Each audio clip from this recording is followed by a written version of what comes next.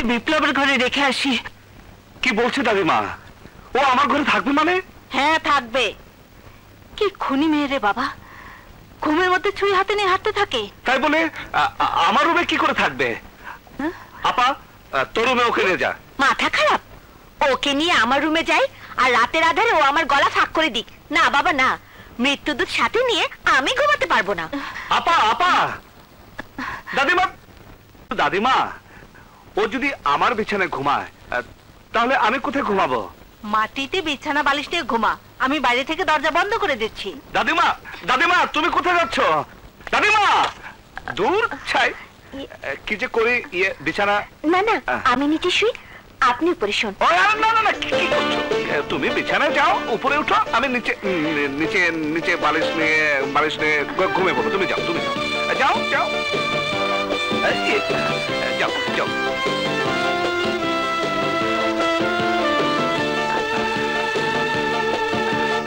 শুয়ে পড়ো।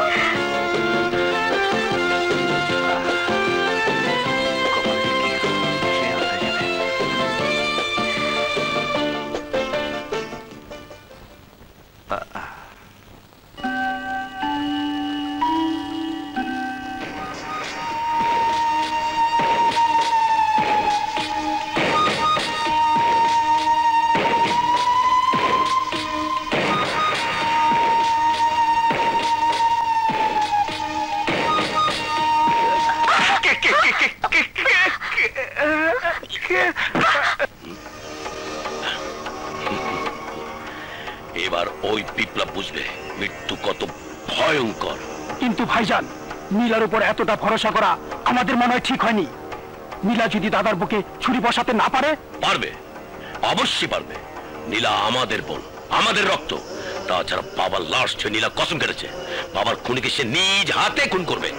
তুমি ঠিকই বলেছো ভাইয়া। আরে নীলা বোন আমার।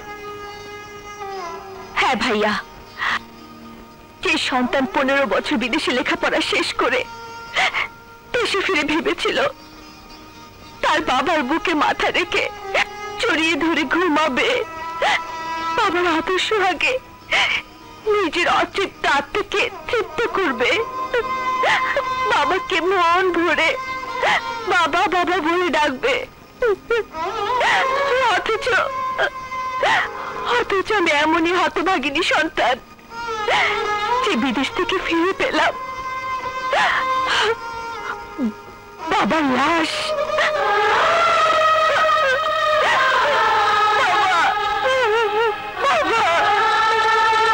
বাবা কথা বলো, বাবা বাবা আমার সাথে কথা বলো, বাবা কথা বলো।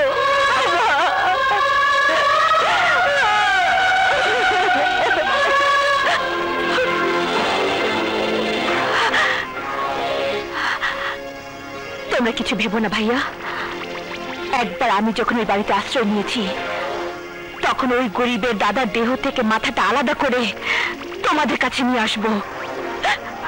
আমি বাবার হত্যার প্রতিশোধ আমি নেবই। কিন্তু নীলা, বিপ্লব মানে ওই দাদা যদি তোকে চিনে ফেলে? না ভাইয়া, সেই সুযোগ আমি দেব না। তাছাড়া এই এলাকার সবাই এখনো জানে আমি বিদেশেই আছি। তাই বলে গা ভাসিয়ে দিলে চলবে না বোন, তোকে খুব সাবধানে চলতে হবে। যতদিন পর্যন্ত বিপ্লবের লাশ তুই আমাদের উপহার দিতে না পারবি ততদিন তোর এই বাড়িতে আসার কোনো প্রয়োজন নেই। আমাদের সাথে ফোনেই তো সব কথা হবে। ওকে ভাইয়া।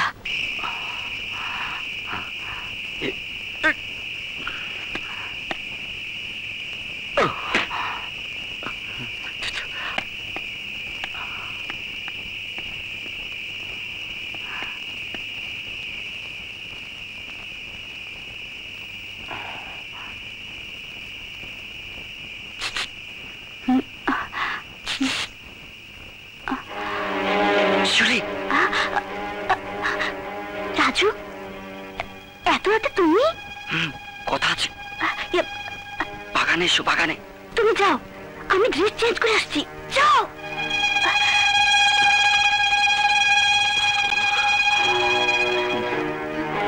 রাজু, তুমি এত রাতে?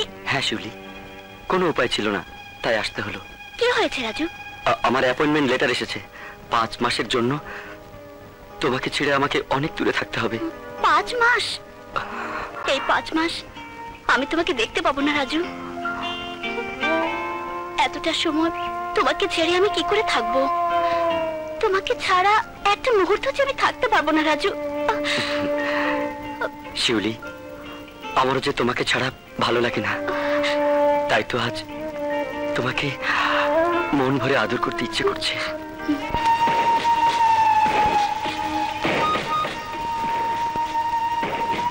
বিপ্লব, আজ হবে তোর জীবনের শেষ দিন।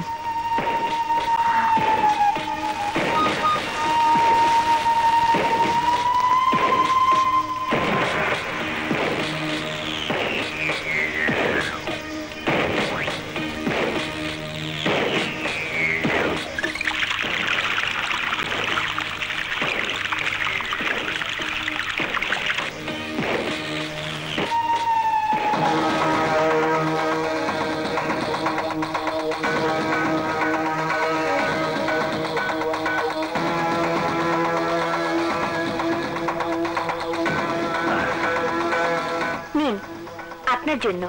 আমার জন্য? সকালবেলা নাস্তার পর ফল খেতে হয়, তাই নিয়ে এলাম। খুব ভালো করেছো, কিন্তু আজ প্রথম তুমি আমার জন্য নিজের হাতে খাবার নিয়ে এসেছো। আমাদের বংশের রেওয়াজ অনুযায়ী এই বাড়িতে কেউ কিছু নিয়ে আসলে সেই খাবার প্রথম তাকেই খাওয়ানো হয়। তাই আমি নিজের হাতে তোমার নিয়ে আসা এই ফল আমি তোমাকেই খাওয়াবো।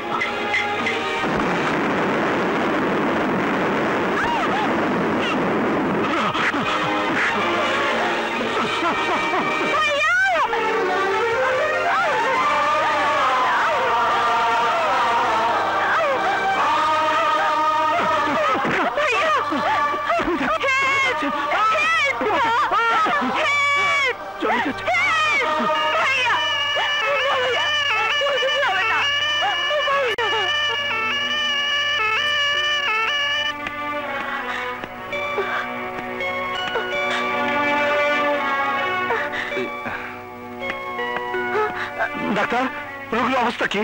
পেশেন্টের অনেক রক্ত ঝরে গেছে, ইমিডিয়েট রক্ত না দিলে বাঁচানো যাবে না। রক্তের গ্রুপ কি ডাক্তার? নেগেটিভ। আমারও ও নেগেটিভ। আপনি আমার কাছ থেকে রক্ত নিন।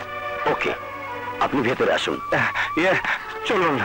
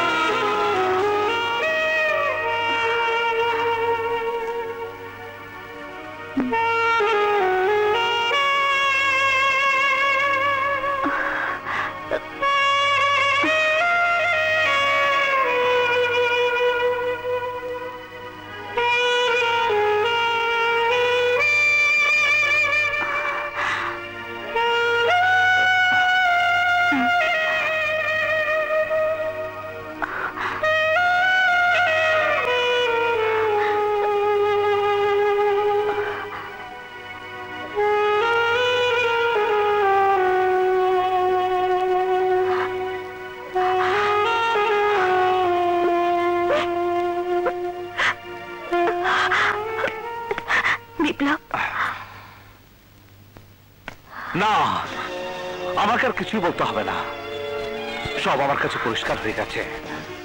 তুমি রাশিদ খানের মেয়ে নীলা। তোমার বাবার হত্যার প্রতিশোধ দিতে আমাকে তুমি খুন করতে চাও? না, করো, খুন করো আমাকে। একটা কথা মনে রেখো নীলা, এই বিপ্লব শুধুমাত্র অপরাধীকে শাস্তি দেয়,